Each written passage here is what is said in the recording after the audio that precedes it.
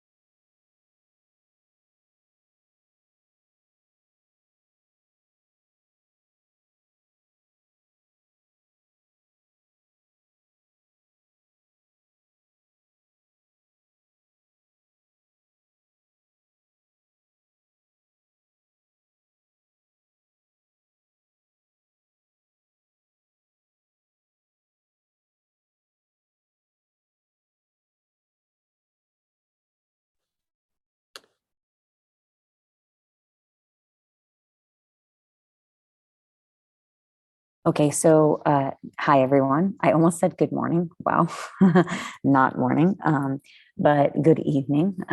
So David has already asked us a question. Are Alex objectives worth grade in this class or not? So in this class, no, the Alex objectives will not be worth your grade credit. They're kind of just helpful for you if you want to get more done. The only thing graded in here is your Alex, your homework assignment, right? So and I'm mixing you up with my previous class. So let me think.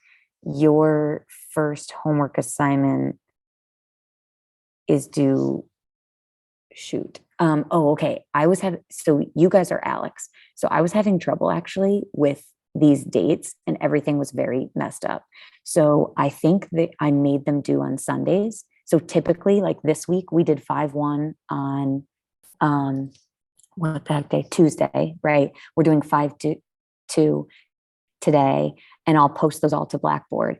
And it says they're all due September 4th. Okay, so maybe I messed up then. They're supposed to be due like this Sunday after the week we go over. So I guess I gave an extra week for this first group. So typically, your homework for the whole week will be due Sunday, and you'll have that whole week for what we went over. But I guess this time you have till September 4th. So you're welcome, or maybe not. Okay. And I will try to keep up with that. Like I just, they don't need to be due, I think, like the next day. But if you're that type of person that has time, like I understand we're all kind of at different schedules, then you can, do the homework right after class. If you don't sleep at night, then, and it's fresh in your head, do it then. If not, you can do it over the weekend or whatever, right? Also, I'm reporting to you from a community area. I'm in the middle of moving, and so I'm staying with friends, and their internet is out because there was construction that cut some wires.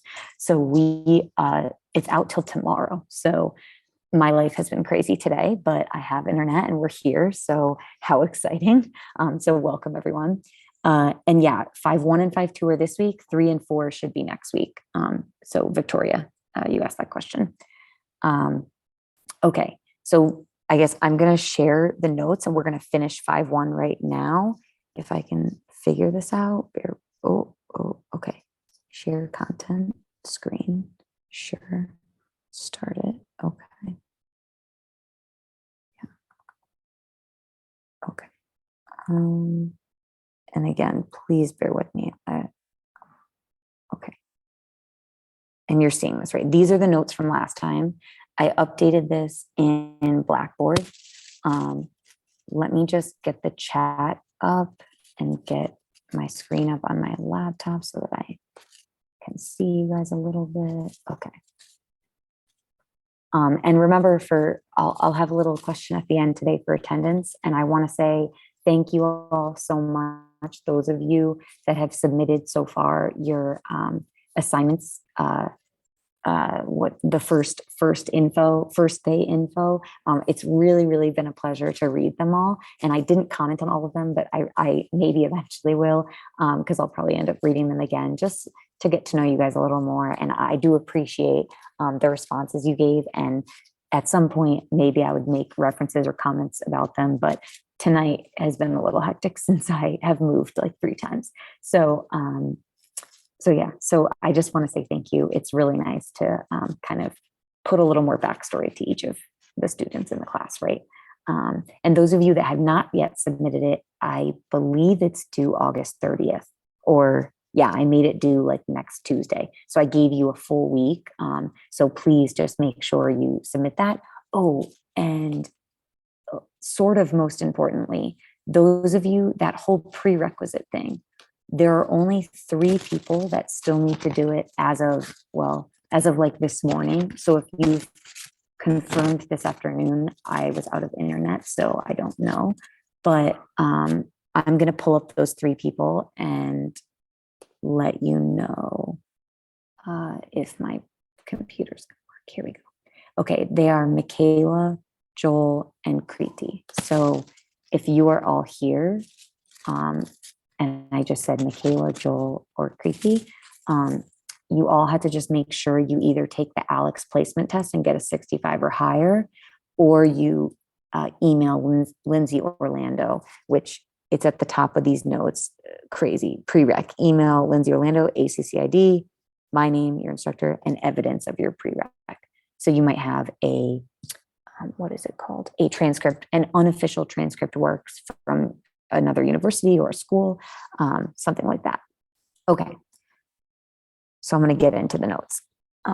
And these are recorded. Someone asked that before, but I still am not sure how to access the recording. I can only see the chat and the, and like where the messages are saved, but I don't actually know where the recordings are saved, but I will figure that out because they're somewhere. Okay, so we discussed kind of radians and degrees was the big topic yesterday or whatever day, Tuesday, right? So now we're going to look at linear and angular speed. So we're thinking of this S equals R theta. This is kind of the initial equation that we went over last time. And we can see here, we'll just read through this. So if a point on a circle of radius r moves through an angle theta radians in time t, right? The angular and linear speeds of the point r, and then these are formulas, right? So just we have angular speed, and then we have linear speed, right?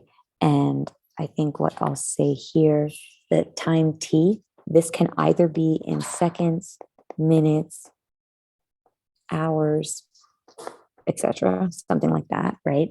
And our angle is always going to be in radians. They give us that. And the radius can be in whatever they give us as well. So that could be centimeters, meters, inches, kilometers, I don't know. And so this formula here that we have, I'm going to just explain to you what each Greek letter is. They're all Greek letters. So this is the Greek letter omega. So we say omega equals theta, which, theta, which is our angle, over t, which is our time, which I don't have to say, that's not a Greek letter. Can I make the table horizontal? I don't know, but let's give it a go. I think I have to turn the lock off, right? Wow, look at me being all tech savvy. Is this better? Is this what? Jakob, is that? Yeah. Oh, sweet. Okay. Bigger. Yeah. Okay, look at me being all tech savvy. All right, no, I'm just kidding. Okay, this is good to know. Remind me like every class because I'll forget, right? Okay, so then we have omega equals theta over t. Our linear speed, we have velocity is just v. And then this S here is our arc length. And that's how, remember the arc length is this formula up here, right? So that's how we could also say this V equals R theta over T, or theta over T is omega. So we could say V equals R omega. So pretty cool, right? And again, I'm in a community area. So if you hear weird noises, there's people making coffee. Okay. So we have these formulas, and now it says we're going back to that fan with the dang cockroach. I thought it was gone, but just a little bit more today. So this fan on high speed runs 300 RPM. And here RPM just means revolutions per minute. Right? And one revolution is like 360 degrees or 2 pi radians, right? So the first part is we're back to that roach. What's the angular speed in radians per second? So remember, I'm just writing my labels first. We want radians per second, or over seconds, because that's what the problem asks for, right? And so our little omega, which is basically like a curly W kind of, if you want to write it, it's going to be 300 RPM. I'm using, oh wait, hold on. What am I doing? No, I'm lying. This is not omega. This is velocity. What am I doing? So sorry. Okay. What is the roach's angular speed? Yeah. Okay. Angular speed is this. So we want theta over T. But theta is 2 pi for one revolution. But I'm so sorry, I got lost, but we have 300. I was wondering where the 300 came from, but we have 300 revolutions, and each revolution is 2 pi radians, right? So that's my radians, 300 times 2 pi, so 600 pi. And then my seconds, the revolutions are per minute. So I need to divide by 60 to get seconds, right? Because 60 seconds are in a minute. So I'm just going to say our time T is 60 seconds. So if this was asking per minute, then it would just be 600 pi, because it's 300 revolutions per minute and 2 pi is one revolution, right? But we're doing 300. And so, sorry, Charles, Randy, you asked, did you say each revolution is 2 pi radians? Yes, one revolution. And let me maybe draw that. So like, okay, remember, here's the cockroach. If it starts at 0, which it doesn't. And like, maybe here's our fan, right? Oh, wow, horrible fan, but like, there it is, right? So one full revolution, this is 2 pi for one revolution. Okay, so cool. So this is 2 pi. So then we can simplify this and we can say 600, so really it's 600 pi over 60 seconds. And it's radians per seconds. And so we want to simplify that. And I think it just comes out to be 10, right? Because we can cancel a 0. You could have canceled before, and then these 6s, you can just cancel this out and make that a 1. Okay, so sorry, maybe that was sloppy in the way that I did that. But 60 over 6 is just 10, right? So this is going to be 10 pi radians per second. And ignore, if it's really distracting my video, I can turn it off. So please, someone just type in the chat, because I'm realizing people are like coming in. Okay. And they're going to be talking. So this is great. Okay. So yeah, I'm good. Thank you, Miguel. I appreciate it. Okay. So part B is asking, how fast is the roach traveling at 10 centimeters from the center? So we're going to have our velocity. So this is our velocity, and we can just use S over T, or actually, what should we use here? We have 10 centimeters. This is our radius, right? And what else do we know? How far is the roach traveling? 10 centimeters from the center. We also know omega, right? Because this is omega. So actually, to find V, you could use any of the equations, but I think it's going to be easiest in this case to use V equals R times omega, right?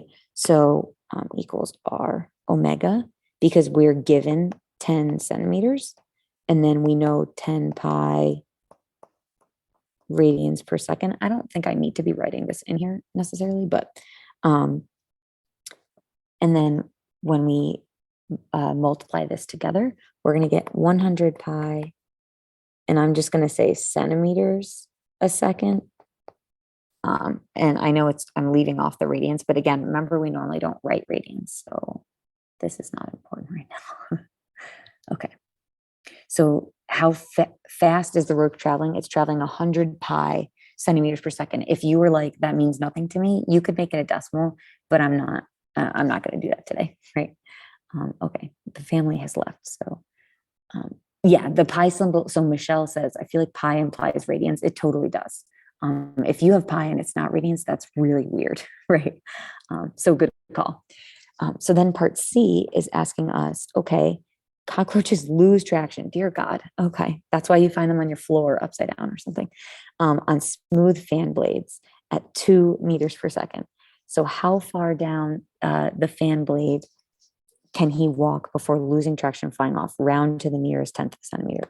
Okay, this is perhaps just so weird, but keep in mind what's really important here, 2 meters per second.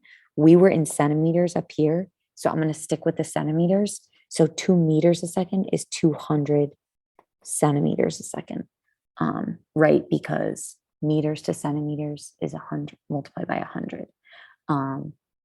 You can Google this if you forgot or something, right? Okay. So I want to round to the nearest tenth of a centimeter. So this means that we want a decimal answer.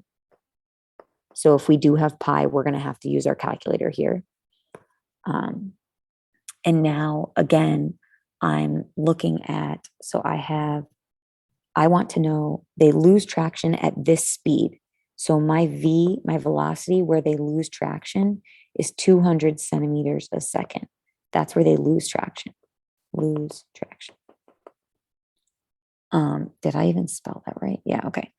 And we want to figure out what is the radius, how far on this fan up here, how far in or out can the cockroach walk on our fan on the blade before it's too smooth and they fall off. So we don't know what that radius is because the cockroach is here and when it's walking, we don't know what it is. So we're going to set 200 equal to R times our omega, because we're looking at velocity again. So our omega was 10 pi. So we want to find R here, my radius. Oh, wait, it says move the screen. You cannot see the whole, sorry. Like this, right? Is that what you meant? Yeah. Okay, hopefully that was helpful. Okay, sorry about that. So doing this, we just divide both sides by 10 pi, right? So divide by 10 pi, divide by 10 pi. These cancel, and I'm left with R equals, well, 200 divided by 10 pi is also just, cancel these zeros, is also just 20 over pi. And let's round that. It says to the nearest tenth, remember? So if we divide this, and you can hit the pi button, if you do 3.14, you may get something slightly different than hitting the pi button.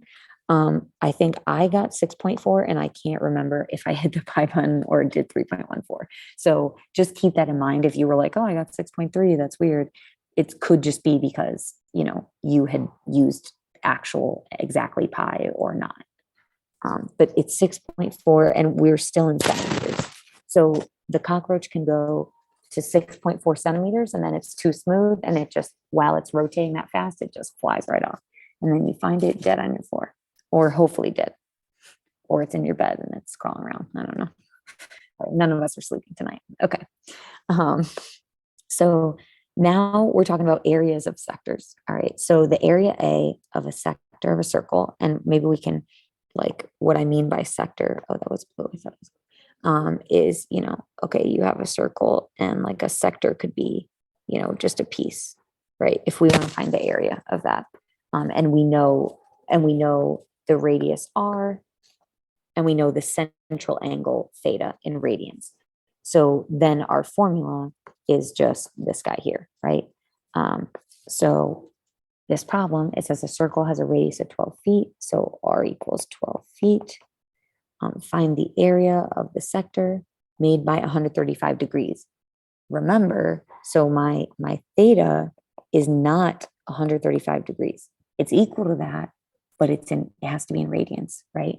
So remember, we need radians. Okay, so if we convert that to radians, I'll just do a little scratch work on the side. Remember, it's pi over 180 that we multiply by. And if we simplify this, actually, I think it's a big number that goes into each of these. Like I just kept dividing by 5 because I'm lazy, but it's not 25. It's got to be it's got to be something else. But I think it reduces to 3/4. That's at least, I was dividing by 5 million times. And so our theta is actually going to be 3 pi over 4 after you reduce that. Okay. And so now this is nice. I'll draw a little, oh, that was a horrible circle. I'm going to just draw a little circle for our pleasure here of visualizing this. If my radius is 12 and the angle is like 135, which, okay, I'm like not really sure, but this is 135 degrees, something like that. We are finding this is our area, right? We are finding this. So to do this, we're going to have A equals 1/2, and I'm just taking this formula up here, times r squared, so 12 squared, times theta, so 3 pi over 4. And now we can reduce this, so, or multiply it out and reduce it. We end up getting, let's see, it ends up being 12 squared is 144, so we get 144 still times 3 pi divided by 8. And then we can reduce, I mean, you can just put this in a calculator because it says round the result to the nearest tenth.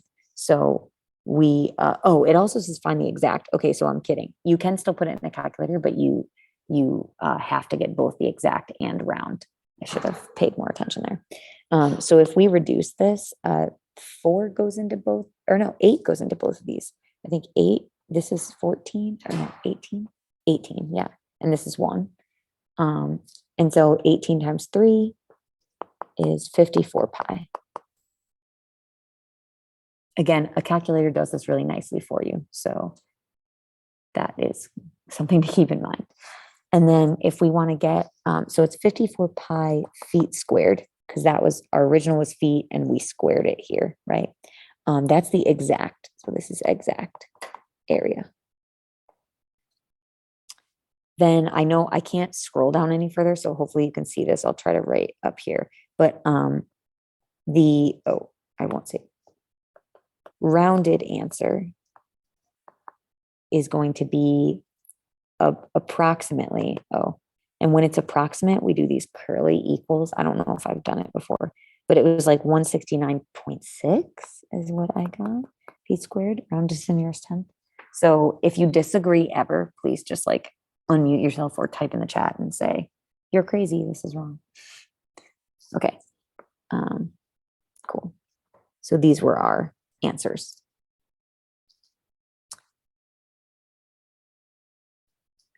All right. So bear with me now while I switched. Oh no, did I post this to Blackboard? Okay, I posted, someone verify if anyone's checked.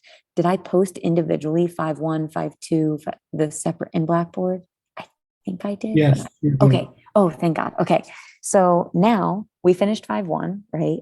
Finally. So sorry, a little late there. And I will I hope this saves. Done. Will this save if I exit? Oh, okay. Oh my God. It didn't save. Anybody know what just happened? Do you all see this? Okay. Well, I don't know how to go back. Okay, this is recorded. Okay, Joseph, thank you. You recorded it. So do you want to rewrite it for me? And then no. Actually, Joseph, if you could send me maybe no, I have the answers. Okay. I'll end up writing this and reposting it for you guys later. No, I know you can't rewrite it. It's fine. Okay, so that was a bummer. Yeah, what's up? You can undo with 2 Can fingers. How do with 2 fingers? With 2 fingers, double tap. Yeah. Uh, a little pen on top. I don't know. Oh, the pen. I don't know if that helps. Yeah. Oh no, it erased it. There's nothing there anymore. It's gone. Yeah. Okay. Well, it's okay. Okay. Next time, I don't know. We'll figure this out, but hopefully this doesn't happen every time. Okay. Now let's go to Yeah. Because I have these answers and it's one page, I'm not worried. But if this happens for the next one, I am going to have to figure something out. Oh, I don't want the solutions because that's a problem. Okay, so we're going to go, yeah, but let's hope maybe I click this button and I have to save it first. That's what I'll do next time. Okay. All right. Well, that was slightly, but okay. So now we're doing, yeah, if so, Michelle, I really appreciate it. I will still post this. Yeah, deep breath. Miguel, thank you. I will still post something later, but Michelle is offering, if anybody wants a screenshot, she can send you that. And it was just one page, but also somebody last time asked about a group me. They sent a link. So if anybody is interested in this, at some point in the chat, whoever made it, someone asked at the end of class. So yeah, Miguel has it. So perfect. So send the link. If anyone of you guys are interested, I am not a part of this group me. This is like a student thing, so it's not for me. But you guys can all chat and share notes and homework and like stuff like this, right? If you're all studying for a test, you could get together and study. So yeah, so this is something that I think you guys should all like take advantage of if you're interested. Okay, so now to me onto a really fun part of today. 5.2 is bringing us back to geometry a little bit, but involving trig, which is like which is pre-calc really, or part of pre-calc. So let's get started here. And they're trying to make it all. Here's our motivation. They're trying to make it like here's the applied part of it, and like why do we do this? Well, if you were framing an attic, which I'm buying a house, and we had to clean out the attic, and that was stressful. And the inspector was like, "Oh, just be careful that animals don't get in here." I'm like, "Yeah, okay, cool, thank you."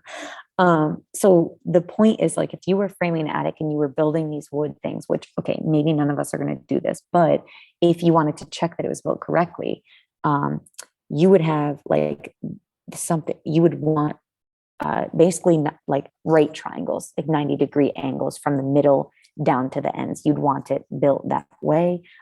Granted, I guess some can be misshapen, but if you put a line down the middle, you'll always want it to line up like just perpendicular.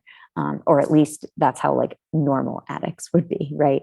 Quote unquote normal. I don't know. Houses are weird nowadays, right?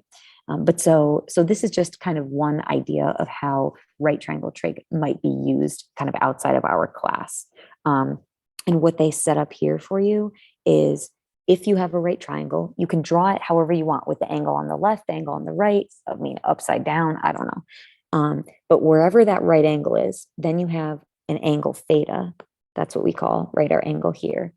And then we label based on theta, we label the opposite side, and it's OPP usually. The hypotenuse is always across from that right angle, right? And that's HYP. And then the adjacent side, and that's ADJ.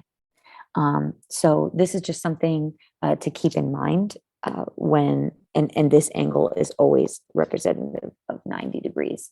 And cool, Miguel just sent that group me in there if anyone is interested. You can do it at the end of class too if you want. Okay.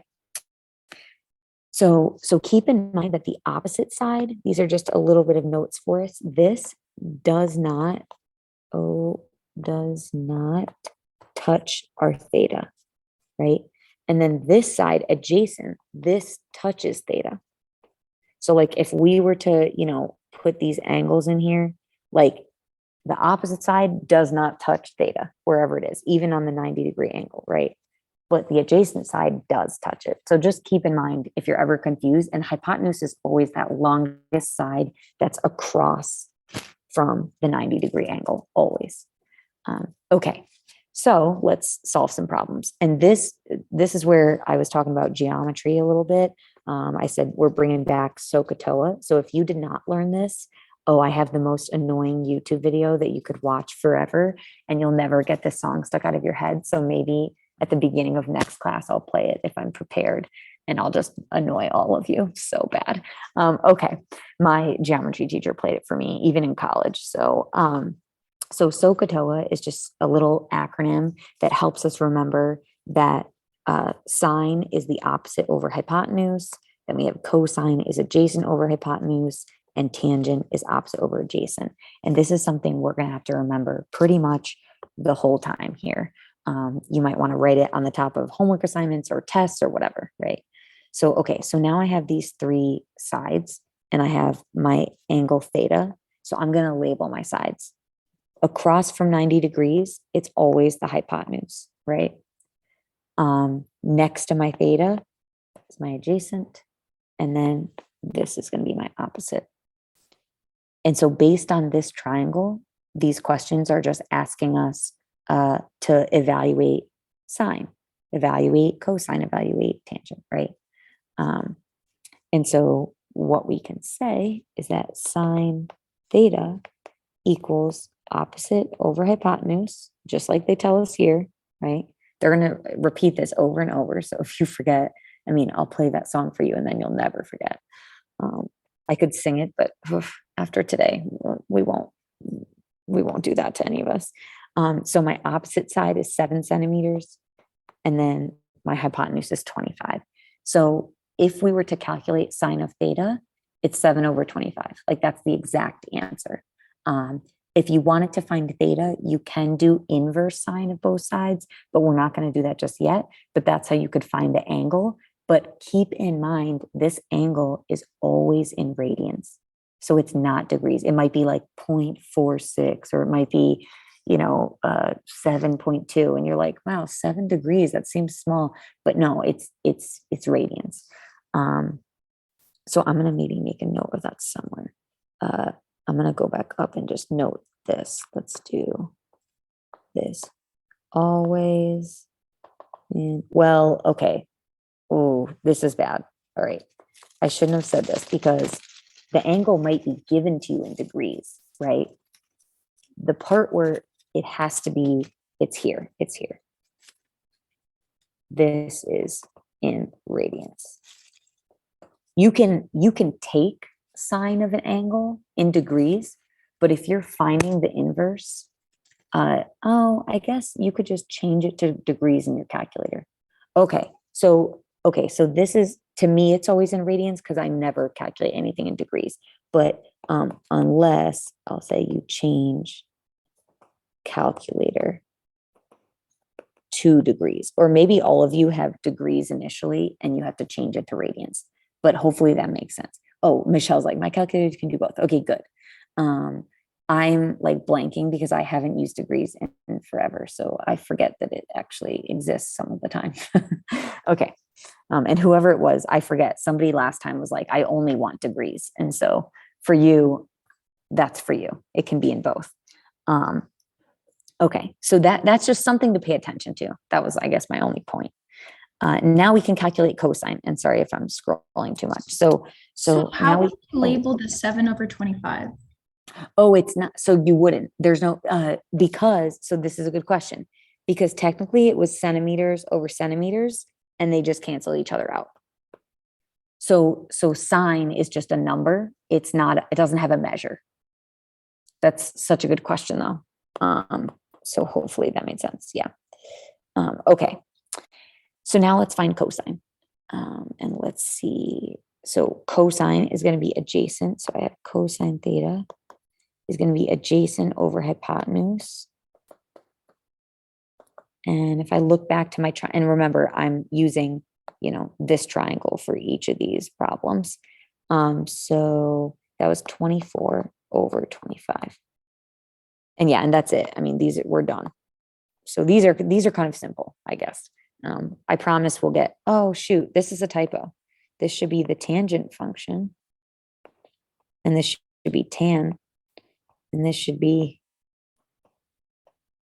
all right, we're just opposite over adjacent. Yeah, I had to think SOHCAHTOA for a second. All right, wow. Okay, so that's a typo. I thought I fixed that in this, but I guess I didn't. Okay. So tangent theta is going to be opposite over adjacent. And looking back to my triangle, opposite was 7 and adjacent is 24. Cool.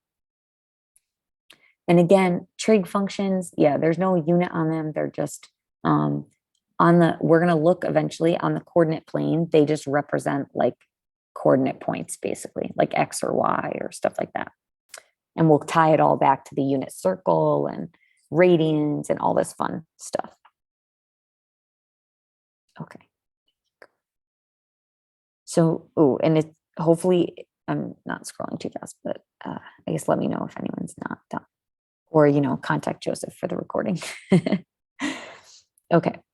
So now we're going to look at special angles. So there's these things. If you've heard of them, great. If not, it's okay. They're special right triangles. Why are they special? Well, they have certain angles, and every triangle, as you know, every triangle in Euclidean geometry has 180 degrees. And so in this case, one of the special ones is 45, 45, 90. That is one of our special right triangles.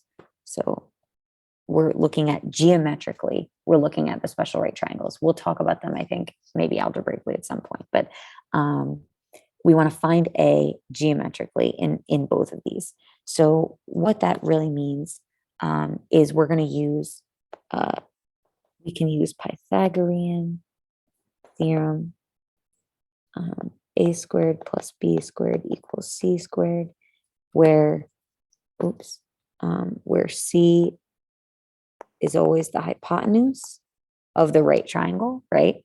And A and B are just sides, like side, like it could be opposite and adjacent, but it doesn't matter. Like A doesn't have to be opposite and B doesn't have to be adjacent. It's up to you. Okay. Now, what we know about, so we're not gonna actually do anything with the special right triangles just yet, but we're gonna see a pattern in them. So if this side is 1, like basically what they're showing you, if this side is 1, then in a special right triangle, okay, so they did this kind of weird. So this is the main problem, this one, and then they just, no, what is happening? Oh, I see, okay. So in a special right triangle, because these are the same, this side and this side are the same. So 45 and 45. So our two A and B, they're both the same. In this case, they're 1, right? So I have 1 and 1, and then I don't know A, and A is the hypotenuse, right? So I can set up my Pythagorean theorem right here, and I can say, okay, 1 squared plus 1 squared equals A squared. And then I can just solve. So the 1 plus 1 is 2. And now remember, when you're solving this, back in the day, I mean, or when last time you took square roots, whether it's yesterday or years ago, you should do plus and minus, right? So technically there's 2 answers here. There's positive square root of 2 and negative square root of 2. But in our actual answer here, we are talking about a side. We are looking for a length. And is length ever negative? The answer to that should be no, right? No, so length is not negative. So we only need the positive answer. So for all of you, if you ever forgot that negative, well, in this case, you don't have to worry about it. So we just get that A is square root of 2 in this problem. So we have 1, 1, and square root of 2. And this is going to bring us to a special rule, which you see like basically right below, right? So now we have these 30, 60, 90 triangles, right? And in these triangles, if this is 1 and this is 1, because they're mirror images of each other, then the whole length of this thing is 2. And then what's happening here is this is an equilateral triangle, because now 30 plus 30, if I did this whole angle, it's 60. Then it's 60 here, then 60 here. So it's an equilateral triangle. So these are all the same, but we're curious. We're not curious about like the equilateral triangle. We know the angles are equal, the sides are equal. That's kind of boring. I mean, it's awesome, but it's boring. We're curious, what is A? So what is this here? Okay. And to do that, now we have these right triangles in our isosceles triangle. So we're going to solely focus on like one of them. Right? And when we do that, we get our sides. So remember, this is the hypotenuse. So I get 1 squared plus a squared, or you can do a squared plus 1 squared, doesn't matter, equals 2 squared. And so 2 squared is 4, and I'm going to subtract. So I get 1 plus a squared equals 4. Subtract 1 from both sides. So this is 3. And then again, I'm going to write this for now, but we always know like only positive, right? So a here is square root of 3. And notice our sides, they're 1, 2, and square root of 3, which I don't know if there's a pattern there, but that's interesting, right?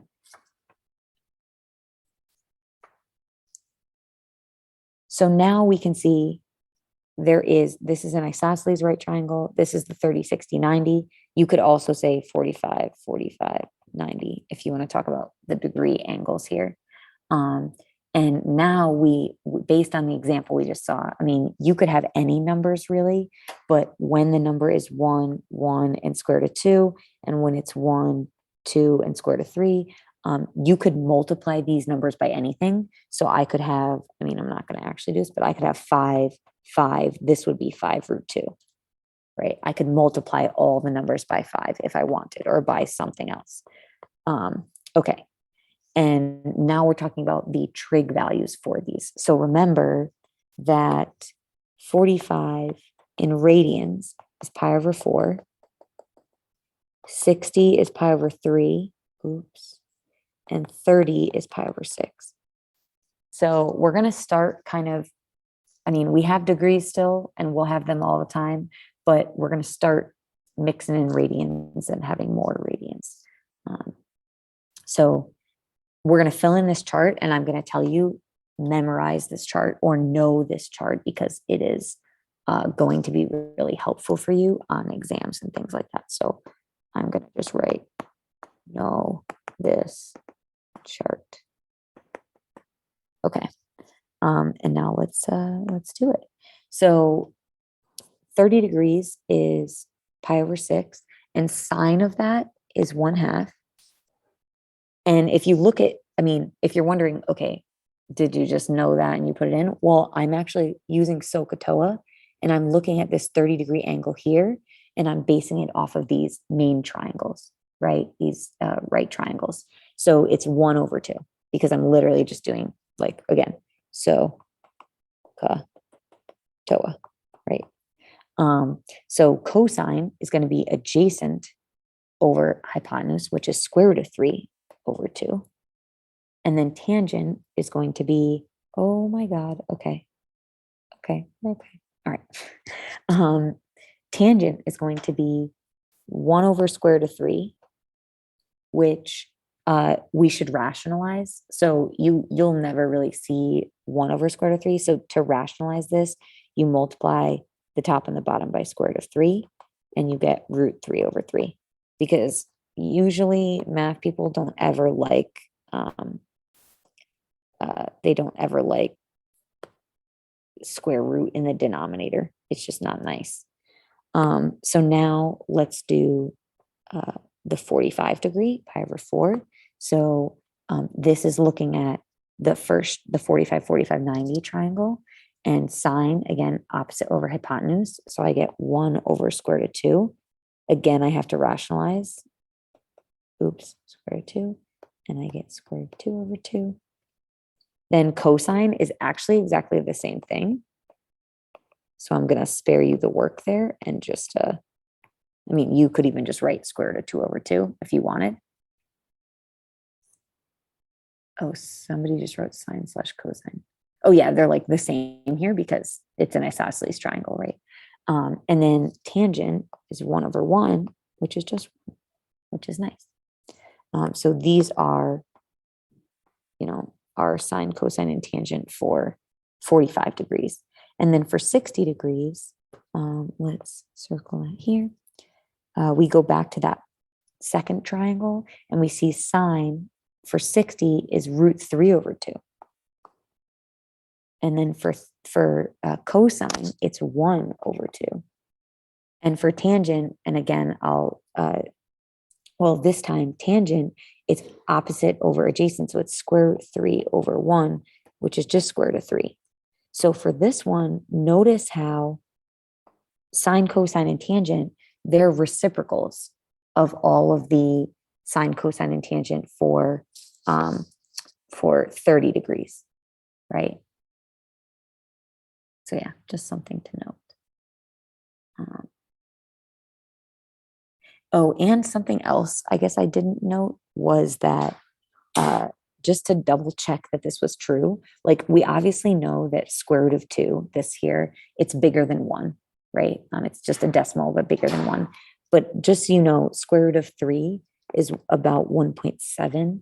And so this, just if you were curious, is the longer leg of this triangle. So if you were ever drawing it to scale or thinking about it, but over here, we know square root of 2 is the longest side also because it's the hypotenuse. And the hypotenuse is always going to be longer because if you draw any triangle, the hypotenuse always has a right triangle. It always has to be longer than the other two sides. So that's another way to know what the hypotenuse is. Okay, so now let's do problem 5. And again, if I'm moving too quickly or people have questions or you didn't copy everything and I scrolled, just unmute or, type in the chat and say, you're crazy, just slow down. Okay. So problem 5 here. Can you talk a little bit more about how they're reciprocals? Oh, yes. Okay. So let's look, let me highlight, let's do like something fun. Okay. Okay. So 30 degrees and 60 degrees. The sine, so notice in the triangle, right? So 30, oh, that covered it. That was bad. So 30 degrees is here, 60 degrees is there. And when we do sine, we do opposite over hypotenuse, right? So when I do sine for each of these, notice how, actually, let's do something else. Let's label. So I'm going to do this for 30 degrees. When it's 30, right? 1 is my opposite side. This is my adjacent side. And this is my hypotenuse side. But when I do 60 degrees, this becomes my opposite. This becomes my adjacent. And this is still my hypotenuse. So when we do SOHCAHTOA, the hypotenuse always stays there, right? But the opposite and the adjacent, they flip-flop. And so because of that, what I mean by reverse, so I guess they're not okay, so they're only reciprocals in the tangent, right? Because it's 1 over root 3 and then root 3 over 1. They're not reciprocals. I was using that word incorrectly. They're not reciprocals in sine and cosine. They're just reversed, right? So the sine becomes the cosine and the cosine becomes the sine. Okay. Does that make more sense? Yeah, it's an interesting pattern. Yeah. Well, and you'll see it. So I'm getting ahead here a little, but you'll see it when we do the unit circle, like officially, and we look at this and we look at all of the sine and cosine of in radians and degrees and stuff. You'll see it there too, because we'll plot it and we'll plot all of the triangles. And that's when you'll see, I don't know what day we do that, but we do that at some point in this unit. So yeah, so it'll make a little bit more sense there as well. One of the, if you don't mind, if one of the things that they mentioned in the book was that one way that makes it a little easier to memorize is the 1, 2, 3 in the numerator on like the sine of 30 degrees, 45 and 60 degrees. And then cosine has 3, 2, 1 in the numerator. That is really interesting. Huh. So yeah, I thought that was kind of handy. Yeah, that is really doesn't cool. follow that. Tangent doesn't give you much. Well, okay, tangent's a weird egg, right? But and if I think eventually, like right now, knowing this chart is important. And yeah, okay, Miguel's saying the book has a really useful chart. I also think that once we do the unit circle, and we're going to end up having these things, and we'll have our degrees, 0, 90, or pi over 2. When we do that, if you memorize just the first, if you just memorize the first quadrant, Yes. Basically what happens is it repeats itself in the others. So I mean, those of you that already know this, awesome. But if you don't, that's when we get there and Mhm. it has this whole chart within it. And it's pretty cool. And there's definitely a pattern. So if you can just remember like the first quadrant, then it just repeats itself all the way around. And it's really nice. That's cool. Yeah. Yeah. So we'll totally get there. It's gonna be awesome. Okay, very cool. All right, so let's look at number 5. A roof has a 30-degree pitch. All right, we're in degrees for the degree lovers over here. How long should the rafters be to span a horizontal distance of 12 feet? So again, we're going back to that main example that was there. That was the at the first page. That was the attic roof, right? And we want to round our answer. So remember, round to the nearest tenth of a foot. Okay, so let's see. So what we're going to do is first, well, I'm going to draw like this is the roof, right? This would be like the rafter or something. This is like the middle of the roof right here. And we have a 90-degree angle. And then the pitch is the angle here. I don't know if that was said above, but I'm going to tell you that now. And it would be more clear if this is like a word problem you hadn't seen. So we don't know what our hypotenuse is, and this is what we want to find. What's the distance from the edge of the roof, I think, to the top? How long should the rafters be to span a horizontal distance, which is this right here, of 12 feet? And we want to find that hypotenuse. Okay. So to do that, we actually don't know this side, but guess what? We don't even need it because we only need 2 sides to solve this. We have this one, and we want to know this one, right? So we want to know the hypotenuse, and then we have to figure out what is this other side. Well, this is the adjacent because my angle is here. So I want to use something with adjacent and hypotenuse. And so I think back to SOHCAHTOA, as always, and I'm going to use cosine here. So I'm going to say cosine of 30 degrees is going to equal, and you could change this to radians, but again, you can leave it degrees. Just make sure your calculator is in degrees, because I have made that mistake like 400 too many times, right? So cosine of 30 degrees is going to be my adjacent 12 over x. Now, actually, oh wait, we don't even need a calculator in this case because I'm like losing my mind a little bit. Cosine of 30 is in our chart here. 30 degrees, cosine, square root 3 over 2. So it's just square root 3 over 2 equals 12 over x. Granted, you could use a calculator because we are going to get the decimal, but okay, this maybe is a little more fun. And then I'm just going to cross multiply to solve. If you're like, I just do my own thing, that's totally fine. Just solve, right? So I get square root 3x equals 24. And then I get x equals 24 divided by square root 3. Now, that's my answer, 24 over square root 3, but that tells me nothing. Like, how long should the rafters be? 24 over square root of 3. What good does that do? So let's like simplify that, or get a decimal to mean something to us. And you could, it says round to the nearest tenth. So okay, I think it was like 13.9, but like maybe, if you were rounding to the nearest whole number, it would also make sense. But in this case, that's not too bad. And we're in feet, right? So this is 13.9 feet.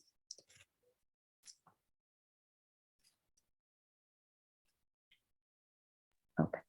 So I guess since you're just using that in the calculation, that's not your final, the ratio is not the final answer. It doesn't matter that Right. the square root of 3 is on the bottom. Right? Yes. Okay. Very good. So in this case, like if I said, what's the exact number, you'd want to rationalize, and you would do root 3 over root 3, and your answer would be 24 root 3 over 3, which reduces to what? 8 times root 3, 8 root 3. Right. Right. So that would be, so the exact answer. So that's just good. Something to note. The exact answer is 8 square root 3, but we wanted to round, but we wanted a decimal. Okay. Yeah, that's a good question. Okay, cool. And also I'm realizing if you can't read on the last one, my highlighter, I have to change there's a way to change oh, no, that's not it. So ignore that. Oh my God, I'm just so worried still my drawings are gonna go away. Okay, there's a way Tap to on the change. highlighter. Oh, tap on it. Oh, you got There it. you go. Oh my God. You already knew what I was saying. There's a way just that so I can see through it when I highlight. And I thought it was like that on my last one, but now this is better. Okay. Yay. Thank you. All right. Yeah, good stuff. Okay. So now let's continue. So it says, given an acute angle theta. So acute means, if you forget, I'm going to write this down. So acute, oops, maybe it says it right there. So I won't. This means between 0 and 90. Theta 90 degrees. Well, if we're in degrees, or it's between 0 and pi over 2. But exactly, and Michelle says it's small, so it's cute. Yeah, that's what a cute angle is. Okay, big things can be cute too, though, right? I don't know. No, I'm just kidding. Okay, so if cosine of theta is 3/4, then find tangent of theta. So for this, what we're going to do is we're going to draw, and you can draw, like I'm drawing it this way. Oh, that's not 90 degrees, but let's pretend. But you could also draw it like this way. It totally doesn't matter what way, as long as you just label it. So I'm going to draw my angle this way. My theta is here. And so if cosine is 3/4, remember, SOHCAHTOA, right? SOHCAHTOA. I'm just going to write it up there. So this is adjacent over hypotenuse. So now I can label this triangle 4, 3, right? And I'll just call this B, or you could call it A, right? Whatever letter pleases you. And now I want to find tangent, which means I need opposite. This is opposite over adjacent. So I have adjacent, I need to find the opposite. And so we're going to use Pythagorean theorem here, because we don't know theta. So, and we don't need to find theta. It's better to do Pythagorean theorem and then get tangent that way, as opposed to getting a decimal for theta and then trying to figure that out. That's not going to be very helpful. So, so we want to know. Oh yeah. Sorry, for the acute, wouldn't it, like this, aren't acute and right triangles? Oh, acute angle. I'm stupid. Okay, never mind. Oh yeah. But no, but you're right. But the other, like any angle inside a right triangle, if it's acute, yeah, it has to be less. It has to be acute, right?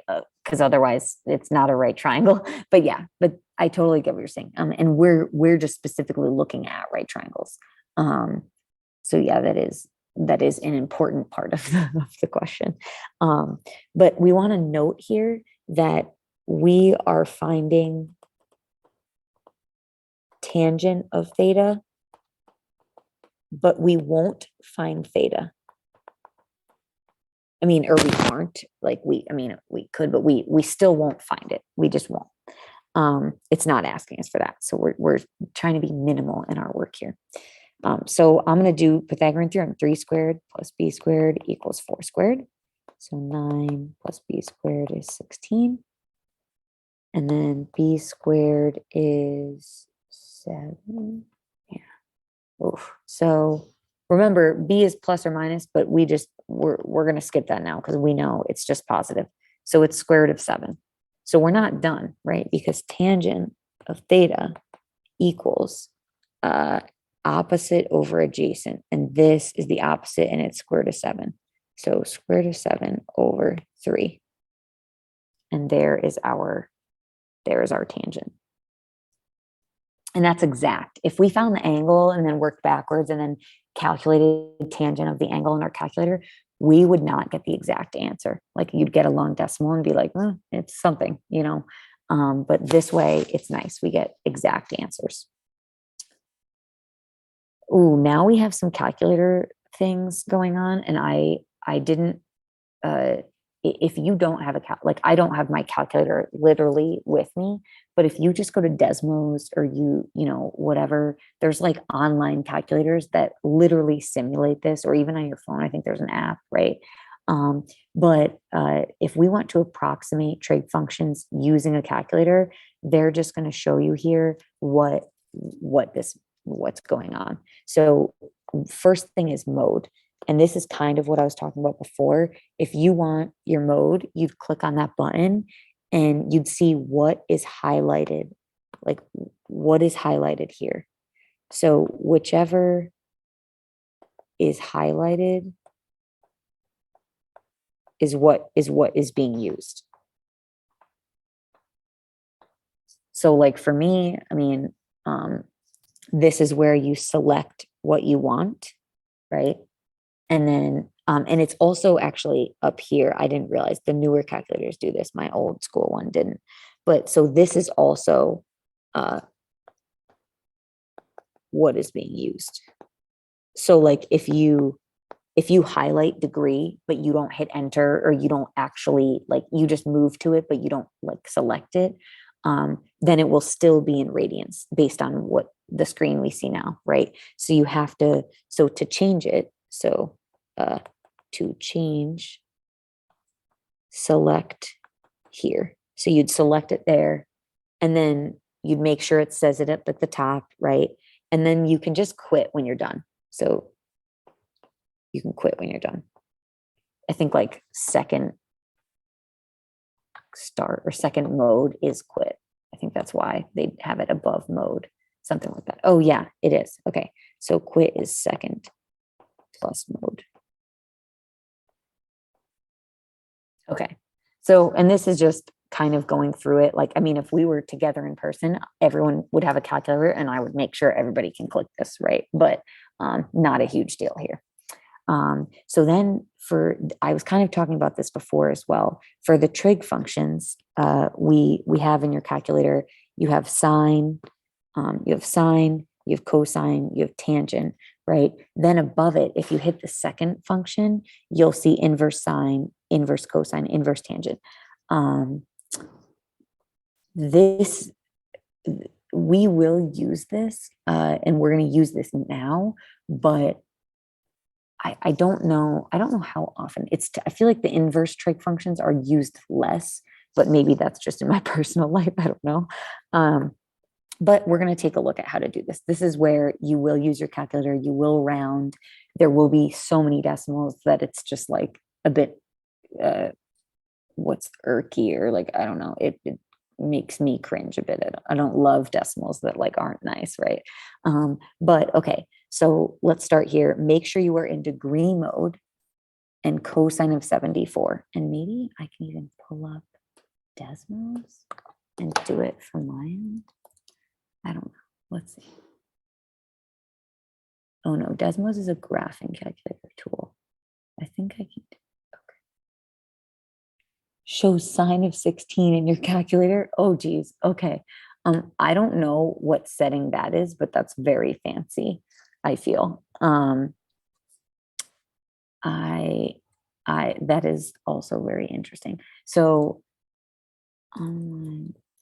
I would say, well, if you're having trouble with anything with a calculator, I mean, or it's just showing something strange, it's definitely a setting and you can always Google it and check it out.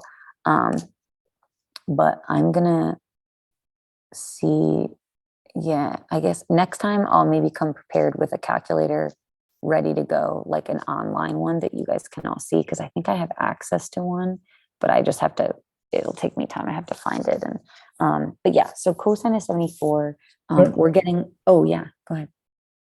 No, sorry. We used the Desmos scientific calculation last semester. If you want to see it. You did use like an online calculator? Yeah. Oh, okay. And Yeah, if you want to also- send it to me or something. Yeah, I can send on the chat. Yeah, yeah. And we also use this Desmos, both scientific, Desmos website on the test. Oh, cool. Okay. So our teacher in the beginning of the test, she added the Desmos link, so we can able to. Oh, click so it you could and- go to it. Okay. Yeah, even in the Okay, yeah, lesson. so if you need a calculator for a test, I'll find out if I can do that and just give you a link and you just use that. But I think if you have a physical calculator and like for exams, you guys will need to have your cameras on so that I can just watch you while you creepily watch you, just to make sure you're not, doing other things besides taking the exam. But you can even just hold up the calculator and show me I have a calculator, and you can use it like that too. But that's cool that you were able to do Desmos online. And then somebody did ask how to convert it to the nearest 10th digit. We only want to do 3 decimal places. If you want, so 10th is just one. So let's take a look at this answer because I've been procrastinating, and somebody did say, Tristan, thank you. So 0.276 is what you get, right? But let's just say, because somebody asked, if I wanted to do the nearest 10th, which is that first decimal place, right? Then I think that's what this person is asking. Then you would look at the next digit, which is a 7. And this, if it's 5 or higher, you round this one up. And if it's less than 5, you round it down. So this one would end up being 0.3 because 7 is higher than 5, right? If that answered the question. If it didn't answer the question, please contact me, let me know. Okay, but moving on. So cosine of 74 was 0.276. Okay, cool. If you can't get this in your calculator, definitely play around with it later or go to the Desmos calculator that Jakob sent in the chat and just mess around with it there and make sure you can get it. Now we have sine of pi over 12. Remember, this has to be in radians. So hopefully you have had some time to try this as well. And I got 0.259 is what I got. And hopefully just tell me if you disagree. I guess maybe that's the best way to do this. And if you aren't trying to do this in a calculator right now, maybe just later after you write your notes, before a test or something, just give it a try to make sure, do I know how to do this? Yeah, cool. Paul got the same. Nice. Okay, this is bringing us back to kind of some haunting memories. It's 16 degrees, but it's 5 minutes, right? Is the 1 tick minutes? Yeah, it's 5 minutes, right? So it's 5 minutes. And to convert this, we multiply by 1 over 60 to get this to be degrees. So it's 5/60, which, I should have got that as a decimal, but let's see. I didn't, I was lazy. 5 divided by 60. Oh, it's okay. It's repeating, but it's 0.0833 repeating, right? So this is actually tangent of 16.0833 and 33333 forever, right? But it's approximate. That's what these mean. So now you could put this in your calculator, but it would be in degrees, right? So I was able to get here. This is approximately 0.288. Or maybe with rounding, I put way more 3s. So if you only put like 1 3 and you got something slightly different, that's okay. Okay, and then for whatever reason, okay, there's like a few typos here. This should be part C, right? We had A, we had B, and we have C.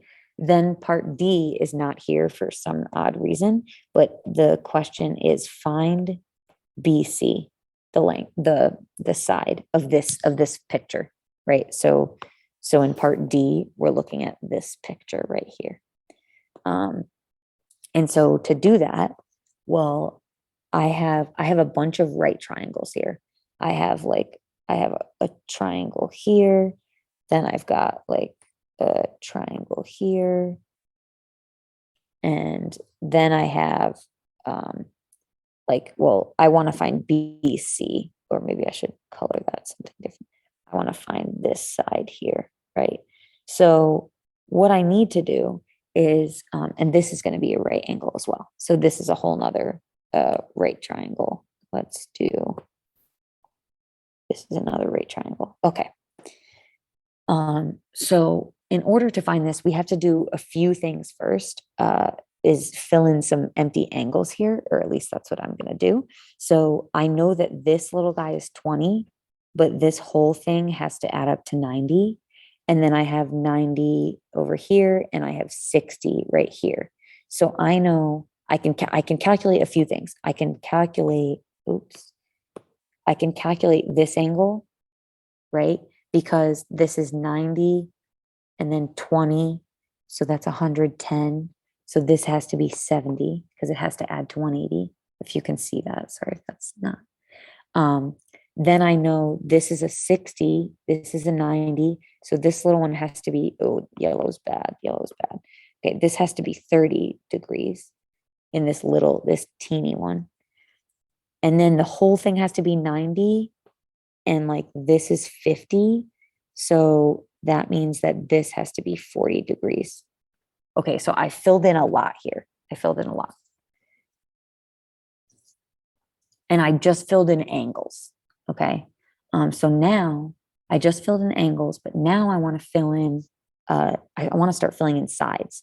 So I see here, this is 60. So I'm going to call this side X, this side Y, and this side Z. We're going to work our way up and calculate X, Y, and Z, right? And we're going to do this using sines and cosines and tangents, like using SOHCAHTOA, okay? Because I don't know what any of these sides are, so I can't do Pythagorean theorem because I don't know. But I do have it's weird. Okay. But I do have, so I have the angle 20 that they gave me. Then I have this 60 feet, which is the adjacent side. And then X is the hypotenuse. So I have adjacent and hypotenuse. So I'm going to use, here's my work here. I'm going to say cosine of 20 degrees is going to be adjacent. So 60 over X, which is the hypotenuse. So now I just solve. So I'm going to multiply both sides by X so that these will cancel. And then I'm left with X cosine of 20 degrees equals 60. And then I divide both sides by cosine of 20 degrees. Again, make sure that calculator is in degree mode when you're going to do this. So these cancel. And I get X is about, well, it's 60 over cosine of 20, which is approximately, we're going to round here. We're going to do, let's just do, it says 3 decimal places, but we're just going to do 1. A 3 was for the first A, B, and C. We're just going to do 1. So I get like 63.9 ish. Yeah. Okay. So now I have this side. So I have X is 63.9. Okay. And you could have kind of done this in a few different ways, but this is kind of the best, maybe the best way to do it. Well, maybe I'm biased, but now I'm focusing on the red triangle, or the, like, see how when I highlighted these, now I'm focusing on this like pinkish red one, and I have 30 degrees. I know 63.9, that's my hypotenuse because my right angle is in this corner. And then Y is my adjacent. So again, I'm going to use cosine. So we're pretty boring, but we're going to use cosine again. But this time I'm going to set it up. Cosine of 30 degrees equals adjacent. So that's Y divided by 63.9, which is the hypotenuse, right?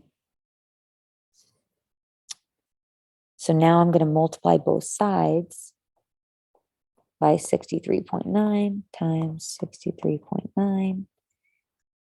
And I just get my Y. So then I get Y equals, and okay, and let's say these cancel. So then scroll down a little bit. Y equals 63.9 times cosine of 30. But of course, I'll write this again. Cosine 30. Of course, make sure you're in degree mode. This is important. And this is, I should say approximately equal to, right? We'll round this to 55.3.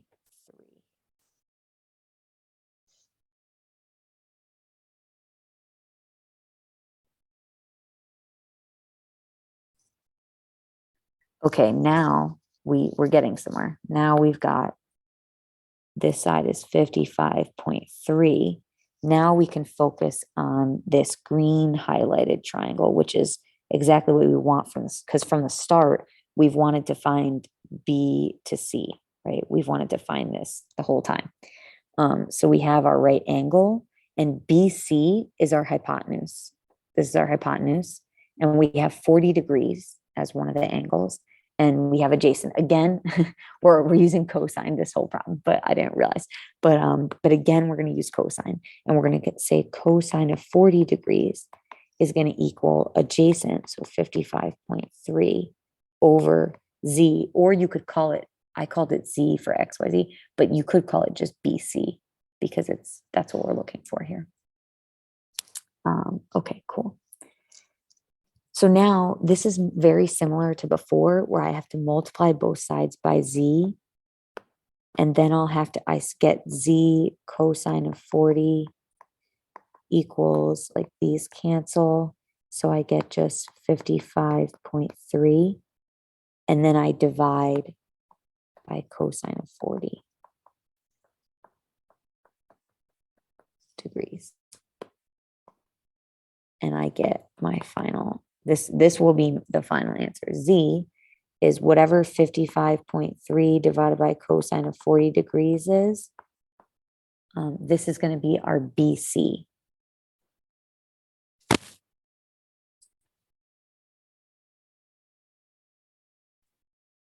And if I was writing that really quickly, I apologize, but hopefully everybody's good.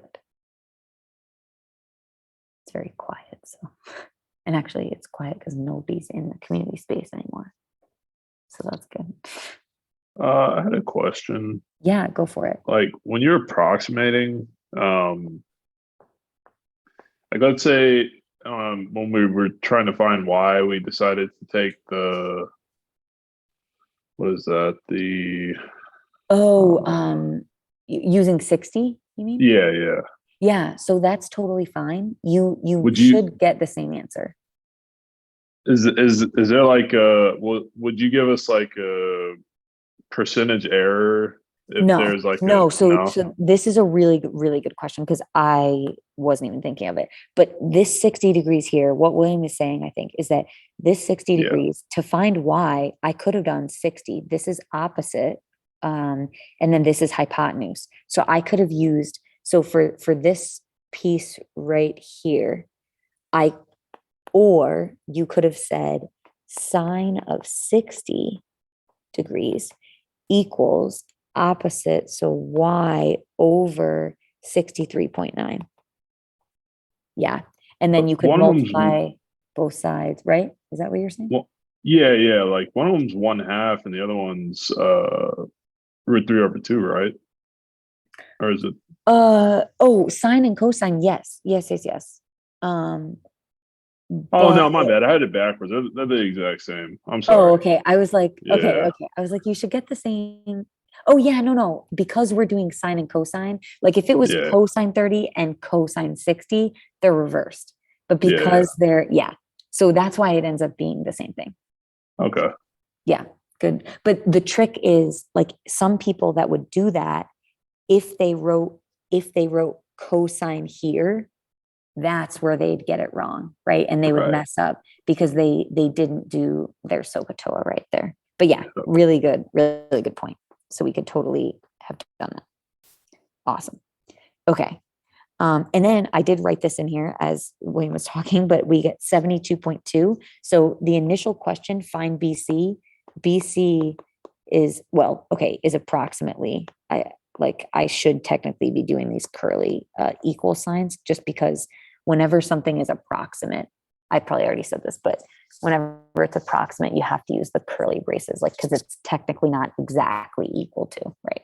But okay, I'm not gonna, if you just say equal or something, I'm not gonna take points off or anything. Okay. All right, awesome. So now we're gonna kind of use this in applications and start to apply it to like some little like word problems. Apply trig. And hopefully this is yes, okay, thank God. So initially I didn't have number 10 here. Oh, question? Yeah. Sorry, yes. On B, I had a question earlier. Uh-huh. So you said that we have to be in radians. I might have just missed this. Oh, How do how you to do know- this? Yeah, like how do you know like when to put it in radians? Is it just like when there's a pi involved? Yeah, so not just Okay. pi, if Uh-huh. yeah, this is a good question. If there's no degree symbol like that you see here and Mhm. here in A and C, it's got to be in radians. Like notice how here pi over 12, I mean, if there's a pi, it's definitely radians. So that's a good way to go. But if for some reason it was like, what's sine of 10? And it just said nothing else, or and that, or well, okay, 10 might not work, but like sine of I don't know, some other weird decimal, but if there was no degree symbol, then assume it's radians. Okay. Yeah. Thank you. Yeah. Thank you. And then also like whenever you wrote the answer for that problem for B, do you want us including that 0 in the front, or is it okay if Oh. we don't include it? Yeah. No, another really good question. This, if you also just put 0.259, Okay. perfectly fine. Yeah. Okay, perfect. Thank you. Yeah. And I almost always, I won't say always, but I almost always put that 0 for myself because then I might forget the decimal point. And that's the only mistake. Like if you wrote 259 or put the decimal somewhere else by accident, that would be where obviously it's not correct. And so, but if put the decimal place, make it clear that it's there, then you're good. Yeah. Okay, thank you. Yeah, cool. Okay, awesome. And that was Ivy. Great. Okay. And then so Miguel said, 72.189. So, or Tristan said this, sorry. Yes, if you're doing 3 decimal places, I just said, I only want to round to 1 because I was only feeling like rounding to 1. But yeah, if it was 3, we could just say, we could just do like 189, like you said. Right. Okay, very cool. Okay, so now again, we're going to look at these applications. So using trig in these problems, let's see. Typically what happens is we just draw a picture. We have a right triangle and we do SOHCAHTOA in some type of way, right? Or maybe Pythagorean theorem. Okay, they put this picture. I don't know where the heck that road is. It's definitely not in Austin. I'll say that. It says it's on its way to a mountain peak. Maybe it's in California somewhere. I don't know. It's like But, that road in San Francisco. But I was it's not. gonna say it looks like San Fran, but it's like normally when I picture it vertically, so it's like horizontal. So it's weird to me.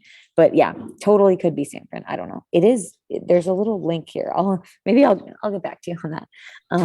But so a road winds. A road winds its way up to a mountain peak, right? If the road were stretched into a straight line, it would have a constant grade, which grade is going to be angle here, of 5 degrees from the perfectly level ground.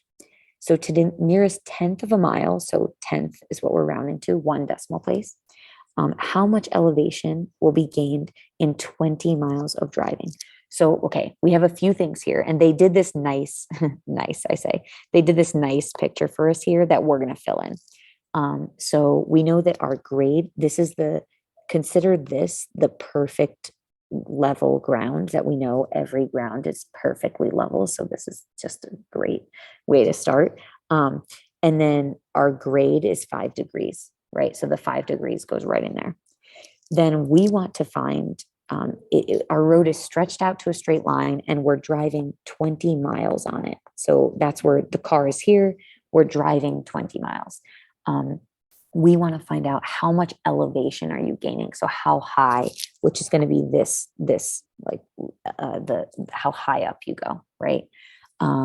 So I label that X, or you could label it H for height or E for elevation, whatever you like. And now I'm just going to tell myself, okay, my angle is here. So X is actually my opposite side and the 20 is my hypotenuse, right?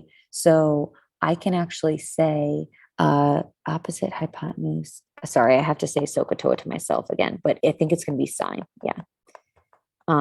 So we're going to use sine here for this problem. and I'm going to say sine of 5 degrees is going to equal my opposite over my adjacent. And then again, just multiply, and then I just solve this, right? So x is 20 sine of 5 degrees. And you do want to get a decimal here because like 20 sine, if I was like, oh, how many miles? 20 sine 5 doesn't tell me anything, right? So this, and it's said to round to the nearest tenth, right? So I got 1.7, yeah, 0.7, and we're in miles, yeah. So it would be 1.7 miles. That's actually 1.7 miles of elevation. That's actually that's kind of a lot, I feel like, or I mean, maybe not, but seems like a lot. Oh, and someone said it's to clear of traffic to be Austin. Yeah, there's no traffic on this road, right? So it can't be Austin. That's what you're saying. Yeah, good one. Okay, and so just to bring this back to the actually application that it's supposed to be, right? Just for you guys, like this is it's still a very theory type of problem. And the reason being is because it's saying, one, we're stretching the road into a straight line. So really the road is curved. It could have, I mean, okay, we're going to stretch it out. And so technically it's the same length, but then we're also saying this perfectly level ground thing. So typically if you were calculating something to actually figure out like, how far did I go or something, this would be really an approximate, because not only because sine of 5, we're rounding that, right? But because like ground is not perfectly level really anywhere, like even unless you make it that, like, unless you, I guess, make it that way, but even still grounds shift. Like even my old house, it was built, whatever year it was built in, it was pretty new back in whatever, 2019. Then like a year later with all the heat and whatever, everything kind of shifted. My backyard like sunk like a foot, like nothing is perfect. So so that's more reality, but these problems still work. They're just much more like theoretical because you would have to consider many more factors if this was actually being calculated in some other type of way, like something like this. But okay, somebody did ask a question, so I'm going to answer this. So yes, so when we get this, we get like 1.74, right? And this number here, because it's less than 5, we do not round this up. So it stays 1.7. Someone was just asking if it's to the nearest 10th degree, this is going to round just or stay the same. Not round down, but like, I guess it is rounding down, but it's staying at 1.7. Now, if we calculated and this was 1.75, blah, blah, blah, or 7.6 or 7.7, any of that, then this would round to be a 1.8. And this is what someone was just asking. Yeah, cool. Okay, I'm happy to answer questions, so feel free to chat with me. Okay. And now let's try this last one. And wait, okay, cool. My computer's not going to die. This is great. Okay. All right. So number 10. Oh, and I scrolled a lot. If you still want to see this problem, there it is. The preferred angle of ascent for a residential stairway is 37 degrees from level. We will draw this. Let me I'll explain level of descent. So here's my stair, and this is my right angle, right? So the descent is, or ascent is going up. I was saying descent, but ascent is going up. So that's this angle here. Actually, maybe I should do yellow. So like this angle is the angle of ascent for a stairway. And it's 37 degrees. So this is going to be 37 degrees. Okay. And again, I mean, typically stairs actually should be built, if they're normal stairs, at a 90 degree, with like this part being 90 degrees. So this makes a little bit more sense maybe. So code allows for the run of each stair tread to be as low as 10 inches. So the run of the tread is let's see, is this length. That's like the stair, like how big the stair. So code allows it to be as low as 10 inches. So we're just saying it's 10 inches. Okay. Then it's saying to the nearest 1/10 of an inch. So again, we're rounding to 1 decimal place. How high should the risers be to meet the recommended 37-degree angle of ascent with a 10-inch run? So how high should each stair be? That's this right here. That's our height. So maybe I'll make that X. Okay. So now we want to find a trig function that's going to give us, this is opposite and this is adjacent. So we get to do tangent, TOA, right? Opposite, adjacent. Yeah. Okay, sweet. So we're going to say tangent of 37 degrees is going to equal opposite, which is X, over 10 inches, which is our tread, or our stair tread. Yeah. And now we can just multiply each side by 10. And these get canceled out. And so our X is just going to be 10 times tangent of 37 degrees, which if we round to, remember, what was it? 1/10 of nearest 10th of an inch. So this is about, I got 7.5 inches. Well, and I guess it doesn't have to be X, but it's just okay, so maybe I should do this better. So X is about 7.5. How high should the risers be to meet this recommended? So maybe we'd say the risers should be 7.5 inches high.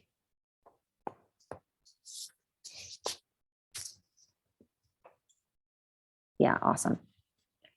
People agree with me. That's good.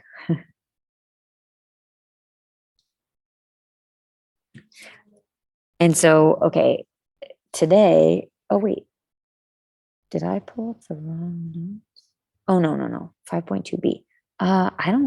Okay. I don't know if I should stop and we're doing B next week. Oh man, I really messed this one up.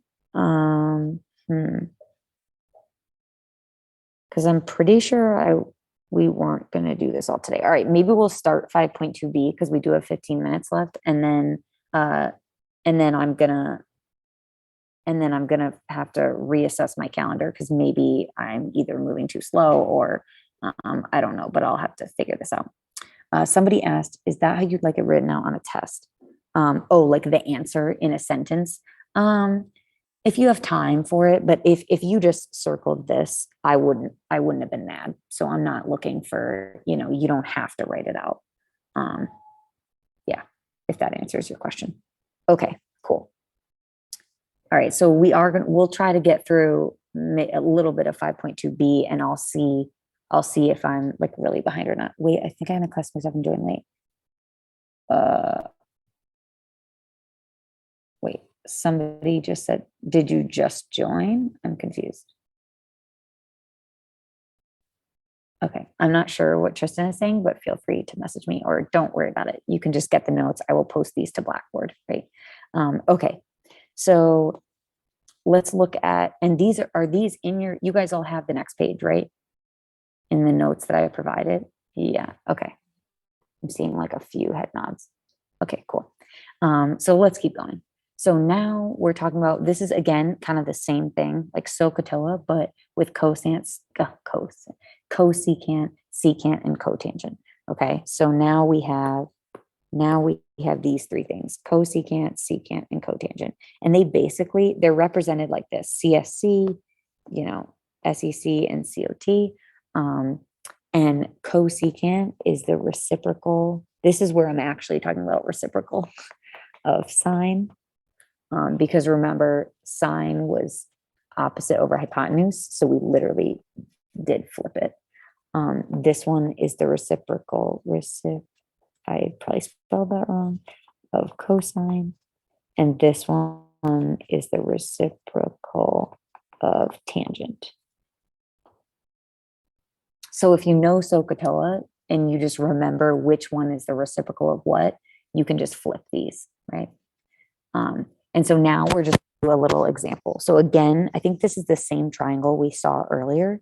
We have theta, then we have 7, 24, 25 here. This is going to be hypotenuse, opposite, adjacent, right? And so let's just go ahead and fill this in, and maybe I'll move kind of quickly because I don't know if I'm behind or not. But so this is just opposite over hypotenuse. I mean, they give us all the definitions right here, right? So we're just going to use this triangle here and just fill this in. So cosine is 24 over 25. Tangent is 7 over 24. And then you can use these here. Oh, not that. You can use these if you want, or you can just literally flip sine, cosine, and tangent, right? So cosecant is just 25 over 7. I'm literally just flipping what's above. So then 25 over 24, and then 24 over 7. So that's a nice thing. You can either use the triangle and remember these things, or you can just flip it. So let's take, given an acute angle theta, acute angle, again, we're working with so many acute angles, right? If cosine of theta is 3 over 4, find cosecant. So this is the same problem we saw before. So again, I draw my right triangle. Oh, that is so not good. But then I have a theta here. And remember, this is adjacent. Oh, I don't even need, oh no, I kind of do. Okay. This is adjacent over hypotenuse. So I have adjacent is 3, hypotenuse is 4.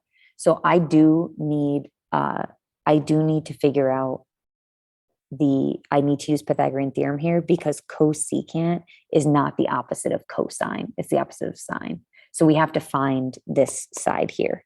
And so to do that, I'll just do a quickie little Pythagorean theorem. Actually, we did it earlier, so I'm not even going to do the work. But if you're wondering, like, what the heck was this?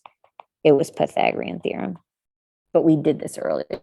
So maybe this is just all going to be a little quicker, because it's like repeating what we did, but with different signs, or with different trig functions. So now I say CSC theta is going to be, I can either think of it as hypotenuse over opposite, or remember, reciprocal of sine, right? So if you remember that it's reciprocal of sine, and then you remember SOHCAHTOA, you can just flip, it's H, it's like, I mean, show, yeah, it doesn't work the same way, but SOHCAHTOA.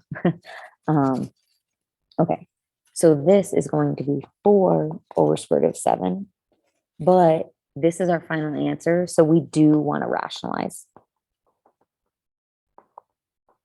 So I'm going to say times square root 7 over square root 7. So this is going to be 4 root 7 over 7.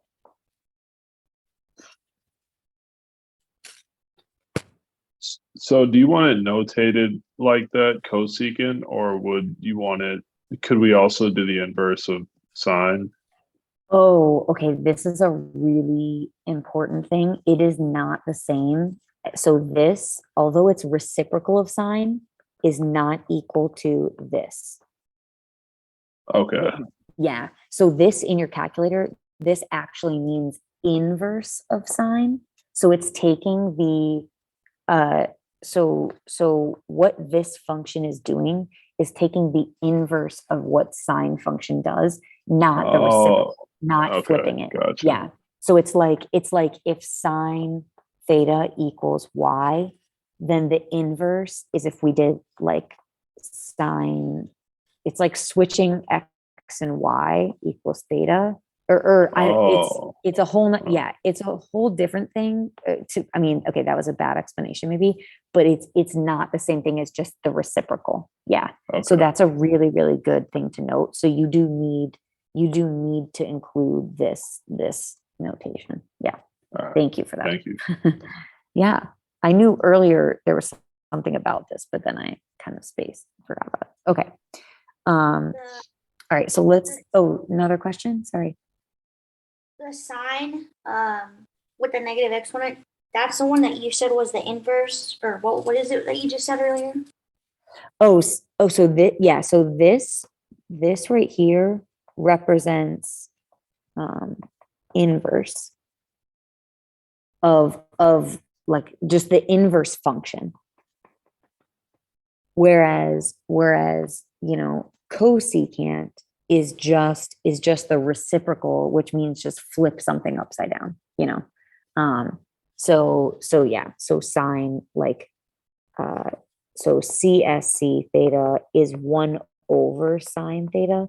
It's not the inverse of sine. But like a lot of time, the reason this is confusing, I'm going to erase this, but is because if I had sine theta and I put to the -1 power like this means typically 1 over sine. And that is cosecant.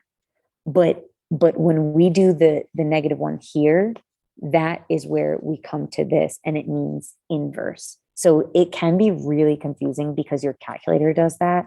But yeah, just know that cosecant is 1 over sine. It's not the same thing as the inverse, the -1 sine.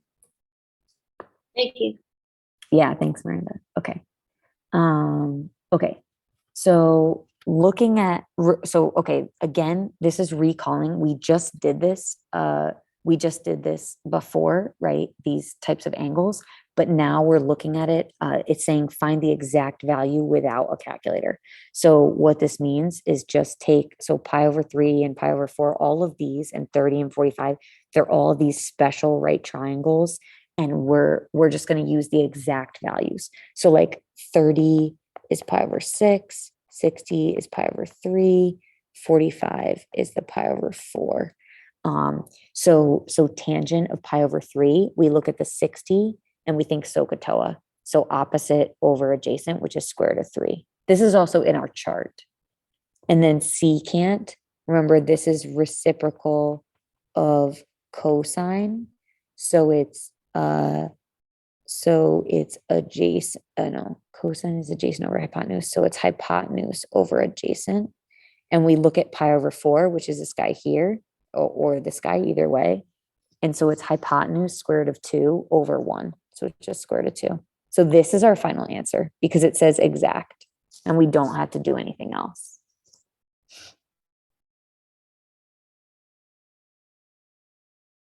And then same thing with the next one, like we think cosecant, reciprocal of sine, and 30 degrees is here. So this will be hypotenuse over opposite.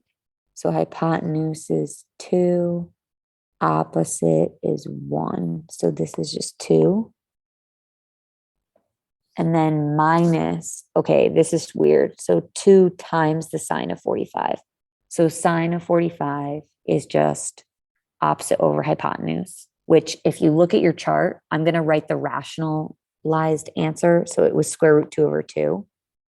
And so the cool thing about being multiplied by 2 is that these cancel and our final answer will just be 2 minus square root of 2.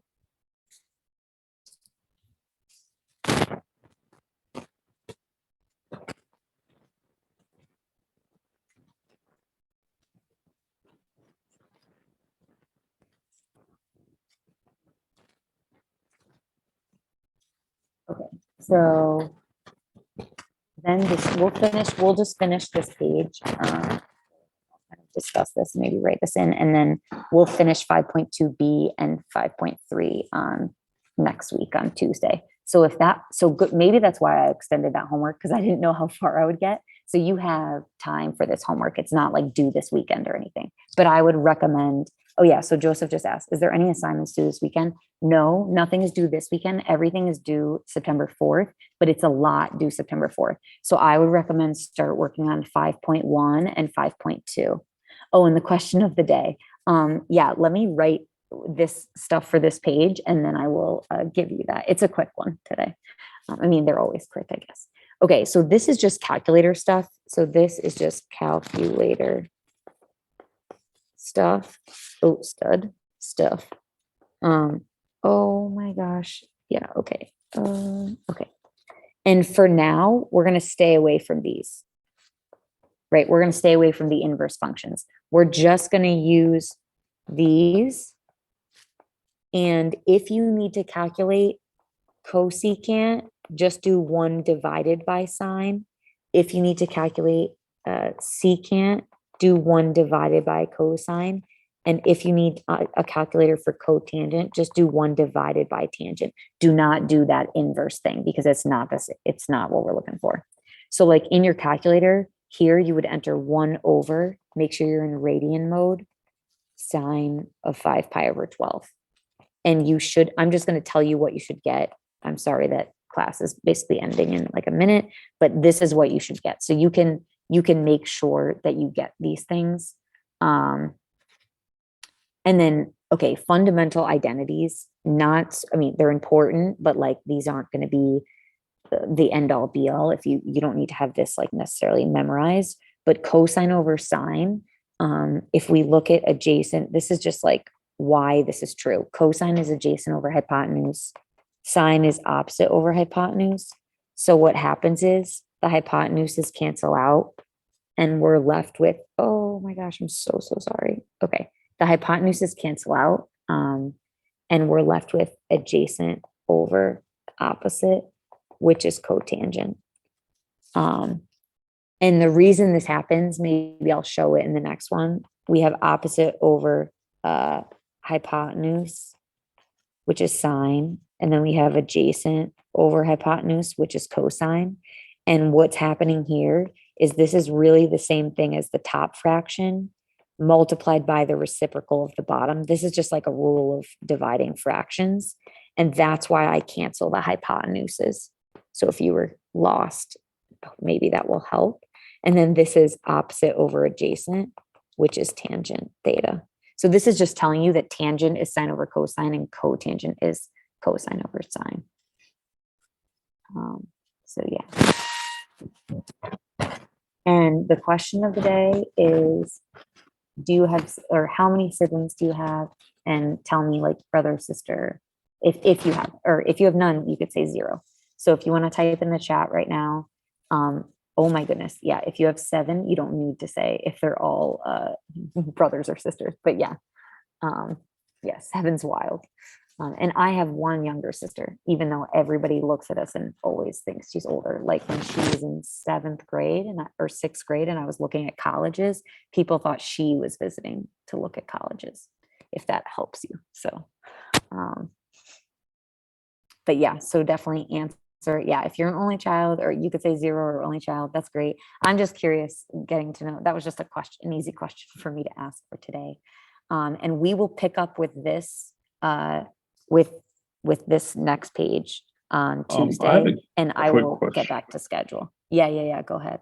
When it comes to like 3-dimensional objects, and maybe I'm just forgetting, I don't remember, but do sine, tangent, cosine, do those trig functions ever apply, or 3-dimensional? Okay. I'd have to think about it, because yes, because like they apply like because there could be a triangle within a 3-dimensional thing, like a roof is 3-dimensional, right?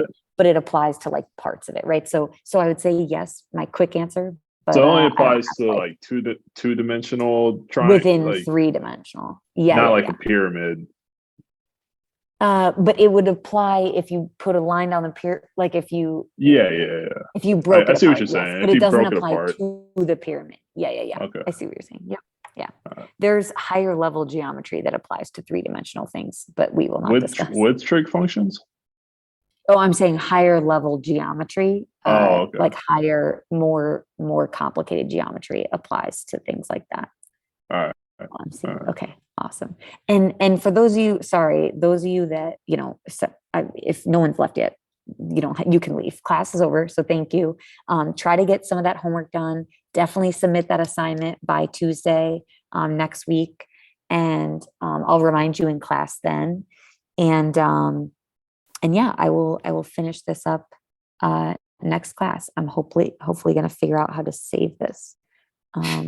Okay, let's see. Definitely. Well, have a good weekend. Oh, Thank you so much. Saving. Okay, I think it's saving. Yeah, thank you guys. Thanks. Yeah, enjoy your weekend.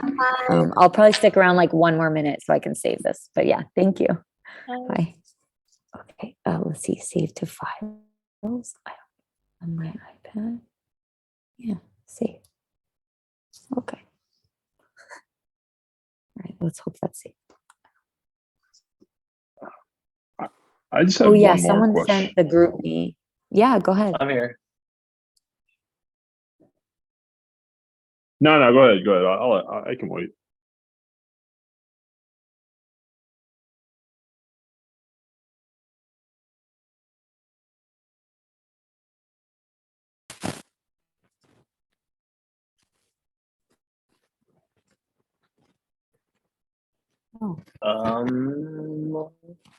I can send you a picture of the QR code that it comes with, but Well, that or you yeah, can go to the Safari on your phone or Google and type in the link, and it'll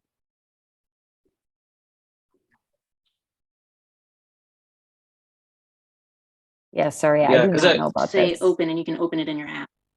That's how I yeah, do because it. people have joined, so I don't know if it's And Okay. maybe, yeah, maybe get each other's email if you can or something so that you could email him or, like, because then he could email the QR code or whatever. And hopefully. yeah. Send he me your can- email so I can. Yeah, thank you, Miguel. I'm sorry about that, Joseph. That's annoying.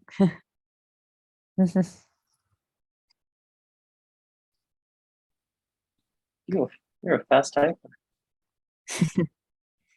I appreciate that.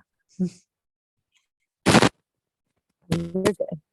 And sorry, one other question? Okay. Oh. I'm sorry. Miguel? No?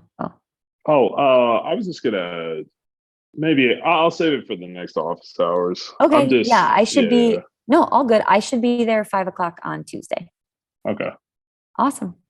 Thank you Sounds so good. much. You guys have a good Alright. weekend. Bye. Bye.